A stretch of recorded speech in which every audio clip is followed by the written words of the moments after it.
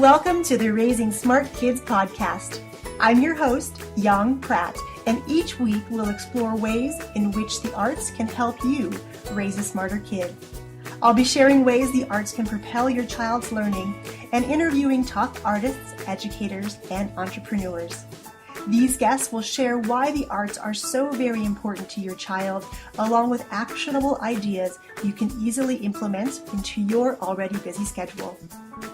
Make sure you subscribe to the podcast here on iTunes and share us with a friend.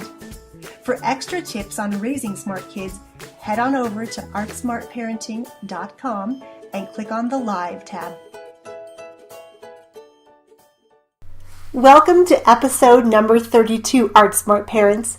I'm so glad to have you back with me this week. Have you ever thought about how each and every decision and experience we have was meant to get us to where we are today and to create who we are today? I've been thinking about this very fact all week, as it's now been 3 years since I launched the first iteration of the Raising Smart Kids podcast. At the time, my kiddos were 10 and 7, and I was constantly seeking out opportunities to create and explore the arts with them.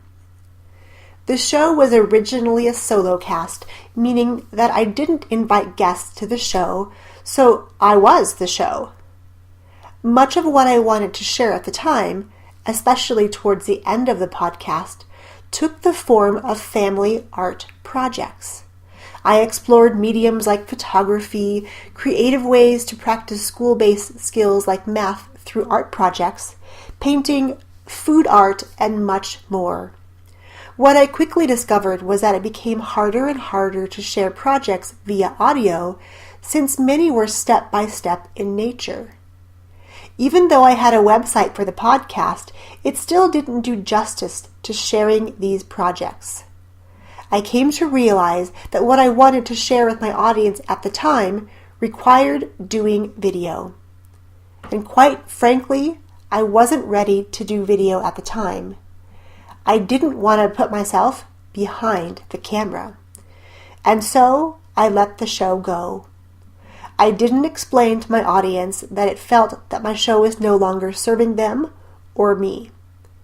I just stopped posting episodes. Looking back on that experience, I realized that I could have done a way better job explaining why I was ending the show.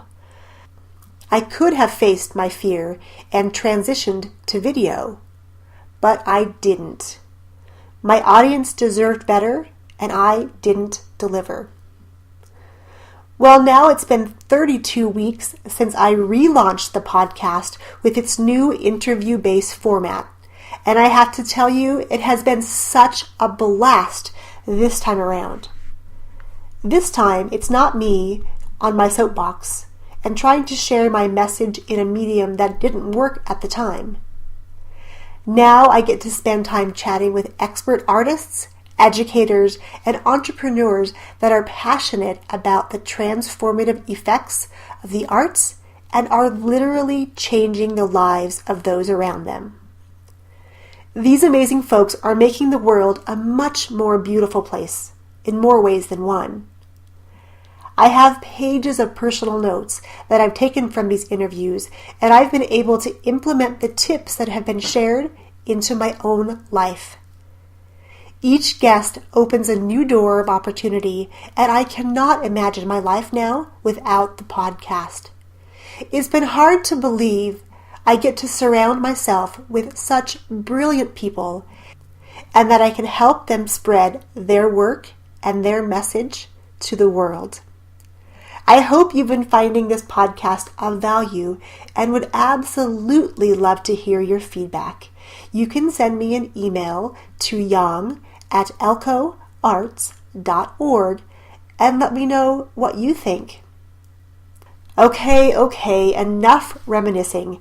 It's time to get to the meat of today's show and a first for the 2.0 version of the podcast.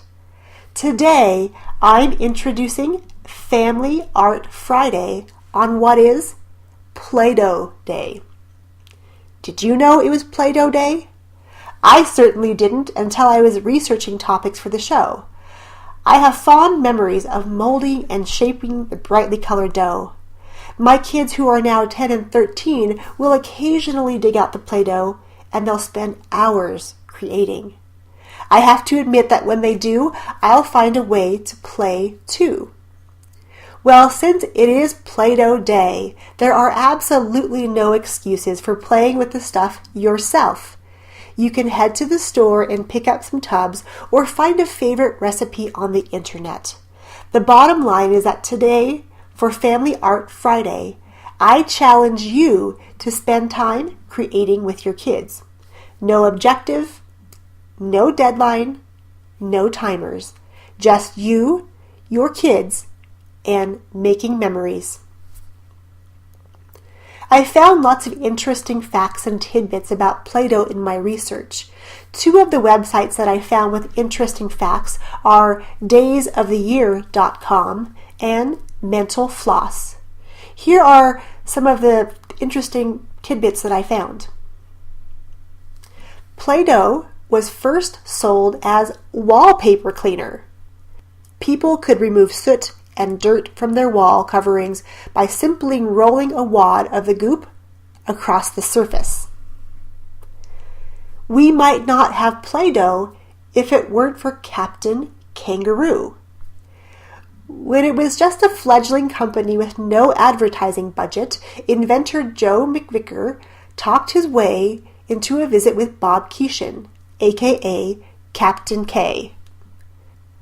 Although the company couldn't pay to be on the show, McVicker offered them 2% of Play-Doh sales for featuring the product once a week. Captain Kangaroo loved the compound so much, he began featuring it 3 times a week. Since its inception, 2 billion cans of Play-Doh had been sold. If you took all the Play-Doh ever made and rolled it up into a giant ball, it would weigh as much as 2,000 statues of liberty. Back when Play-Doh was a household cleaner, the product came in only one color, off-white. By the time it hit stores as a toy in 1955, the colors red, blue, and yellow were available. For quite some time, Dr. Tien Lu had a resume blurb no one else in the world could claim. He was a Play-Doh expert. Lu helped perfect the Play-Doh formula for the original company, Rainbow Crafts, and stayed on as a Play-Doh expert when the modeling compound was purchased by Kenner and then Hasbro. Do you want to smell like Play-Doh? Well, now you can. Dementor Fragrance Library worked with Hasbro to make the fragrance to commemorate Play-Doh's 50th anniversary. Hasbro said the fragrance is, quote, meant for highly creative people who seek a whimsical scent reminiscent of their childhood. When biometric scanners were a bit more primitive, people discovered that you could make a mold of a person's finger, then squish Play-Doh in the mold to make a replica of the finger that would actually fool fingerprint scanners. It wouldn't work with today's sophisticated systems, however. Did you know that there was once a Play-Doh Dr. Drill and Fill, where kids could actually use Play-Doh to fill in cavities? Well, as I alluded to earlier, you're welcome to make your own Play-Doh recipes. The website Mental Floss has several, and I've linked to them on the blog post for this podcast. And did you know that the little guy on the box of Play-Doh is called Play-Doh Pete? He's evolved quite a bit over the years, and back in the early days, the Play-Doh mascot was a somewhat creepy-looking elf. And somewhere in the mid-60s, the mascot morphed into a beret-wearing boy, and he picked up the name Pete. Although his look and style has changed a little over the years, Pete didn't drop the beret until the 1990s when he picked up a more teenage look and got a cool new baseball cap. Well, there you have it, 10 fun facts for Play-Doh Day. The website Days of the Year said it best. Celebrate Play-Doh Day. Release your inner child, choose your favorite colors, and get creative.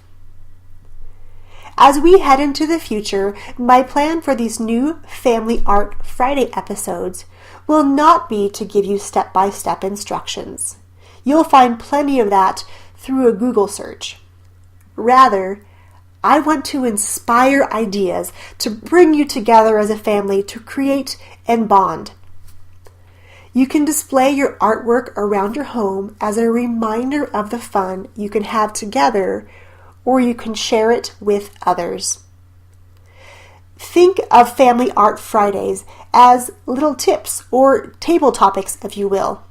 My intention is to give you a framework and offer suggestions. It will be up to you and your kiddos to dream up the possibilities. I'll wrap up today's episode with one final thought. While my life has taken some twists and turns on this beautiful journey I call my life, this show would not be what it is today without each and every decision and challenge faced along the way. I am grateful for my experiences and grateful to you for tuning in to listen and allowing me to be your partner on this adventure in parenting. Thanks for tuning in to the Raising Smart Kids podcast. If you're enjoying this podcast, please share us with a friend and head on over to iTunes and leave us a review there and let us know you're enjoying the show. If you're looking for more tips on raising smart kids, head to Amazon.com and pick up a copy of my first book, Raising a Superhero: How to Unleash Your Child's 8 Superpowers and Propel Learning Through the Arts. Thanks for allowing me to be your guide on this parenting adventure, and I look forward to catching you next time.